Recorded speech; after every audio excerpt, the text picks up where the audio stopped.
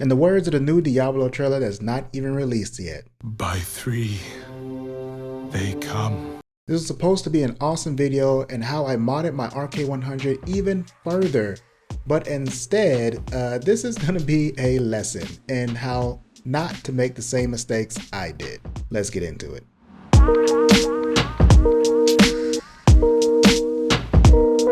First off, let's take a look at what I purchased for this mod. For the switches, I went with the Gateron Black switches. This is just to have a bit of a different sound profile, but I still wanted a linear switch. And then for the keycaps, I purchased the KBDFans keycaps. These are the laser engraved ones, and they look really nice. I can't wait to see the blue backlight from behind these keycaps. I think it's gonna look really good. And then I also decided to venture out and get some 5mm foam to fill up the keyboard to kind of make it sound as best as possible. I figured, why not? Everything seems like a great idea, and I started lubing the switches as soon as they came in. After a week of lubing the switches for about an hour a day, I was ready to go ahead and pop the keyboard open and actually do the foam part. And this is where I noticed the first noob mistake. I've never actually opened up the RK100 keyboard. I never actually popped off the PCB and took a look at the housing. If I would have done that, I would have noticed that the PCB for the RK100 pretty much sits almost flat to the casing because the case itself is not flat. It kind of bows in a bit in the center for this weird little pattern design they're going for. And so there's not much room inside the case for foam. So in the end, I can only pad just a few areas. Yeah, the first L.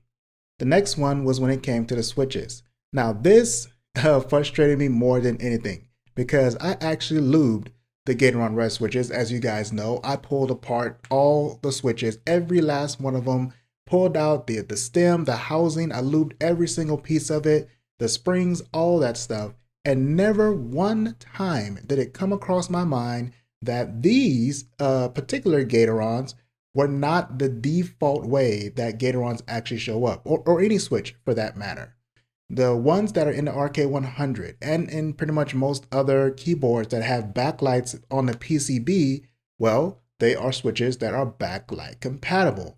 They actually have a different housing on them to allow for them to sit on top of the PCB's LED so that the LED on the PCB can shine through for, you know, that nice effect for RGB and all that kind of stuff.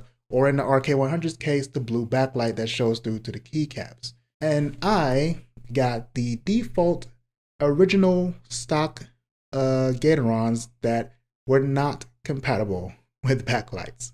Now, after holding back my vomit, I went ahead and did a quick Google search, and I actually found places that did have those Gaterons that I needed, and they weren't even that much more expensive than the ones I bought. So now the switches that I spent a week lubing are pretty much going to sit in my drawer and gather dust. Yeah, the second L. Now, after all this, it's time for the keycaps. I went ahead and put back in the Gateron Red switches, and I figured that, you know, surely the one thing that should go right automatically would be the keycaps. There's no way I could possibly get that wrong, right?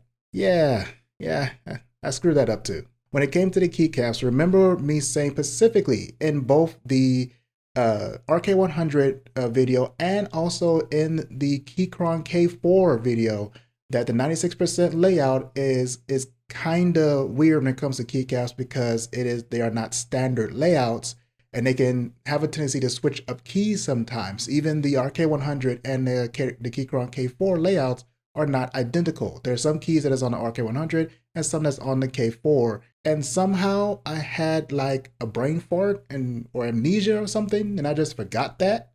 And I went ahead and grabbed the KBDFans keycaps, which did not specifically state that it was for a 96% layout, because I just assumed that it would work somehow. So yeah, that backfired on me. If you look towards the right side of my keyboard here, you'll notice that some keys actually have the stock RK100 keycaps on them because those particular keys are not standard and had to be shortened in order to fit into the smaller space that is on the 96% keyboard layout, any one of them. So yeah, thankfully, most of the keys from this keycap set did fit onto the keyboard just fine, and they do look absolutely awesome. It's just a real shame that through my own through my own mistakes, my own supposed research that I did, which I didn't research enough, we have an incomplete keycap set now sitting on the board. And that would be the third L.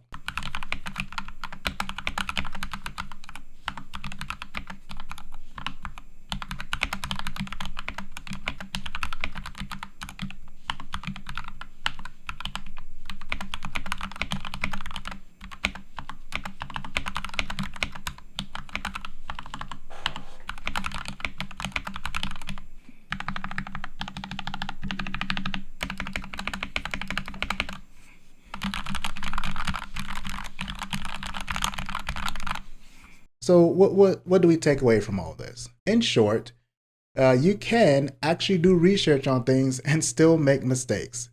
And that is pretty much what happened today. Mistakes are not actually the bad thing as long as you do learn from them. And I have learned from mine. I'm going to go back to the drawing board, get the proper switches, get a proper keycap set that is actually meant for this style of keyboard.